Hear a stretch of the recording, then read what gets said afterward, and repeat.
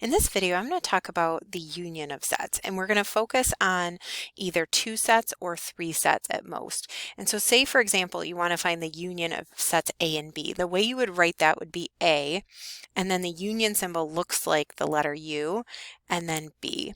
And so this means A union B. It also means another way to think of this is to use the word or. So you can also think of this as A or B. And I've had students in the past tell me that whenever they see the symbol for union or think about what union means, they think of marriage. So when two people get married, it's the union of two people or two lives. And so, when we're finding the union of A and B, we're taking the elements in A, we're taking the elements of B, and any elements that they share, and we're putting them all together. So you can kind of think of that when you're trying to find the union. So a really simple example, let's say we have sets A and B, and let's say A has numbers 1, 2, 3, 4, and 5. And let's say B has numbers 2, 5, 7, 8, and 9. If we wanted to find the union of the two sets, we literally just combine these together. We put them all together.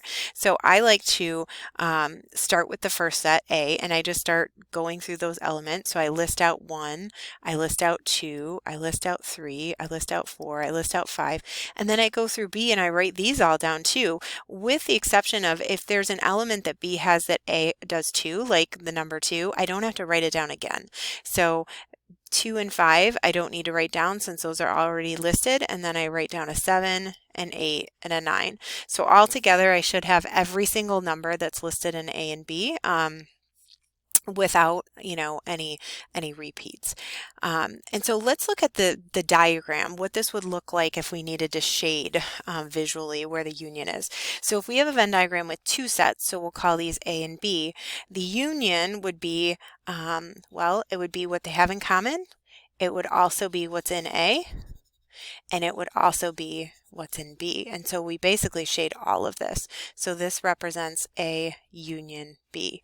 And then if we wanted to find A union B in a picture or Venn diagram with three circles, so we'll call this A, B, and C, you would color in all of A and all of B, and notice what they share and have in common. That's also shaded. That's what it would look like for A union B in a Venn diagram with three circles. Let's also find the union of sets A, B, and C. So if we put those all together, we combine all three sets, then we'd be shading in all three circles. So all of A, all of B, and all of C. So this would be A union B union C. All right, so let's do one more example. Okay, so assume that we have these sets A, B, and C that are listed here. If we wanted to find A union B, I would look at the numbers that are in both A and B, and I would just write them all down. So I'd start with A, and I'd write 5, 10, 15, 20, 25. And then I would look at B, and I write down all those numbers. So 0, now I've already written down 10, so I don't need to write it again. I've already written down 20. I haven't written down 30, so I'm going to list 30, and I haven't written down 40, so I can list 40. Now, here's the thing, they're not in order. Does it matter? Technically, they don't have to be in order.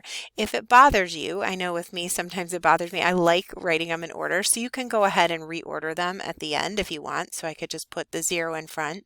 So 0, 5, 10, 15, 20, 25, 30, and 40. So either or works, but both of these are technically the correct answer. And then let's do the same thing for A union C. So we've got A, so we can put all those together. So 5, 10, 15, 20, 25. And then we're just going to add 50, 70, and 90 to that. So we're basically just putting these together. And now I'm going to list out everything in C, which is 50, 70, and 90.